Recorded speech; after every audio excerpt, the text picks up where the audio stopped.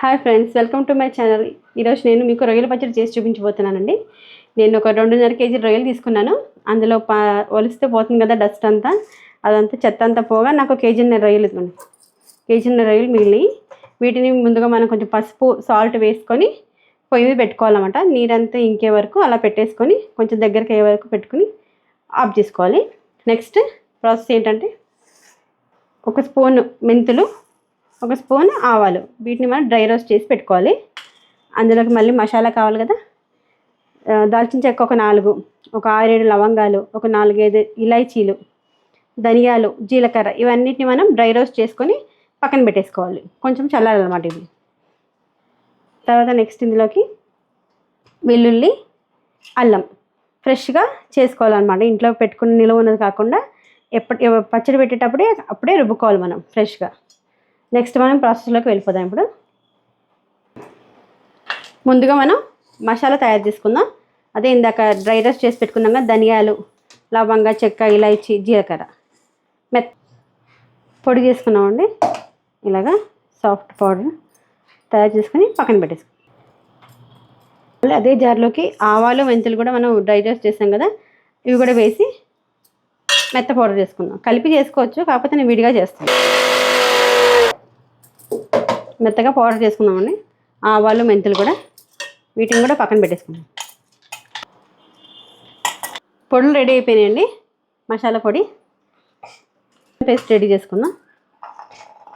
వెల్లుల్లిపాయలు ఒక 3 తీసుకున్నాను, పెద్ద పెద్దవి, సరిపడా చేసుకుందామండి.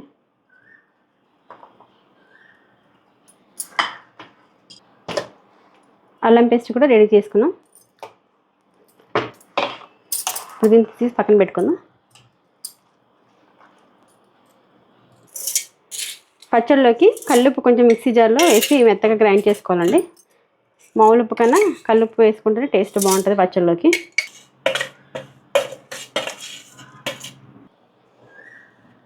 పచ్చడిలో కావాల్సినవి రెడీ అయిపోయినాయండి. ఉప్పు, కారం, మసాలాలు, అల్లం వెల్లుల్లి పేస్ట్. ఇప్పుడు మనం రొయ్యల్ని డీప్ ఫ్రై చేసుకుందాం. నూనె వేడెక్కిందండి, పల్లీల నూనె వేసాను. అదే నూనెలో మనం వీటిని ఫ్రై చేసుకుందాం. బాగా మరీ మాడిపోయేదాకా కాకుండా ఒక 80% ఫ్రై చేసుకోవాలి రొయ్యలు.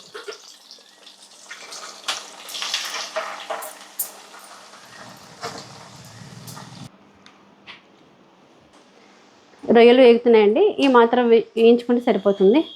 మరీ ఎక్కువగా అయితే గట్టిగా అవుతాయి. క్రిస్పీగా చేసుకోకుండా ఇంత వేయించుకొని తీసేసుకుంటే సరిపోతుంది.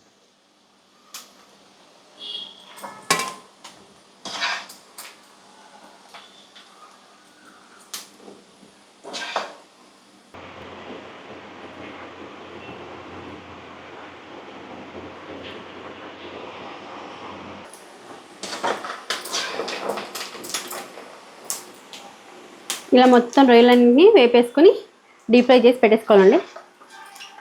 ఈ మాత్రం సరిపోతుంది ఫ్రై.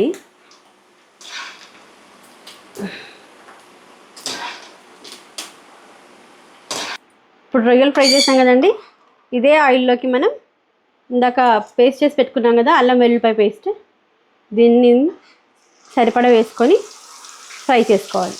ఇలాగ దీనిలో పచ్చివాసన పోయే వరకు చక్కగా ఫ్రై చేసుకోవాలి. ఇలాగే ఆయిల్లో సిమ్లో పెట్టుకొని ఫ్రై చేసుకోవాలి. తక్కువ మంట మీద మెల్లిగా ఇలాగ 1 నిమిషం పాటు. కొంచెం సరిపోతుంది. దీన్ని ఇలా మెల్లిగా 1 నిమిషం ఇలా ఫ్రై చేసుకోవాలి.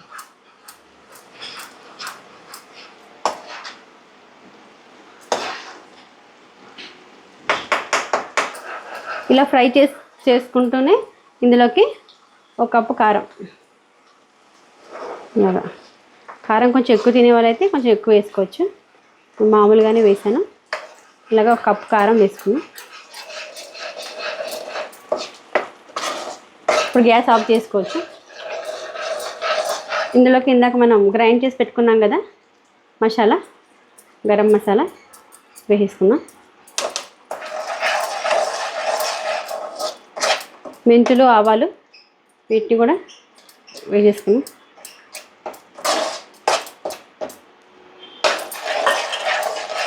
లాస్ట్గా సాల్ట్, రుచికి సరిపడేంత సాల్ట్. కల్లుప్పును గ్రైండ్ చేసి పెట్టుకున్నాను.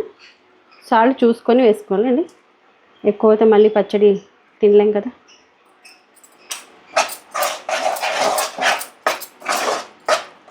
ఆయిల్ ఇంకా కొంచెం మనకి సరిపడలేదు, కొంచెం ఆయిల్ వేడి చేసి ఇందులో పోసేసుకుంటే సరిపోతుంది. ఇప్పుడు అన్నీ ఇలా వేసేసుకున్నాం కదండి ఇందులోకి, ఆయిల్లోకి. లాస్ట్లో మనం రొయ్యల్ని కూడా ఇందులో వేసేసుకున్నాం.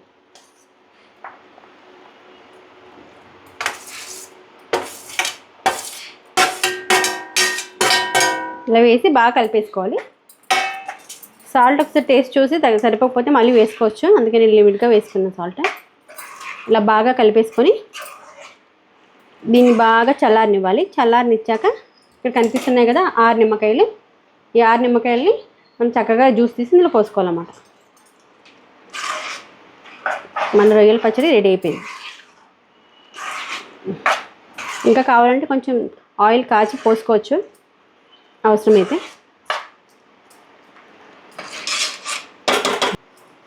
ఈ 5 నిమ్మకాయలు కోసేసి దీని రసం తీసి అందులో పోసుకోవాలండి. కొంచెం చల్లబడాలి, పచ్చడి చల్లబడ్డాక వేసుకుంటే బాగుంటుంది, వేడి మీద వేయకూడదు.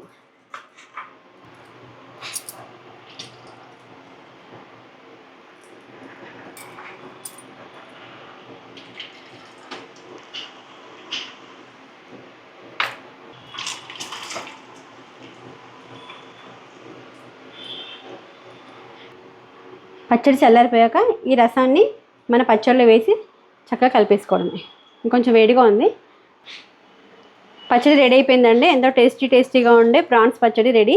ఇది ఒక 3-4 నెలల పాటు నిల్వ ఉంటుంది. మనం చక్కగా దీన్ని ఒక గాజు కంటైనర్లో పెట్టుకుంటే గాలి వెళ్ళకుండా చాలా బాగుంటుందన్నమాట. మీరు కూడా ట్రై చేయండి. నా వీడియో నచ్చితే లైక్ చేయండి, షేర్ చేయండి. నా ఛానల్ సబ్స్క్రైబ్ చేసుకోవడం మాత్రం మర్చిపోకండి. Thanks for watching.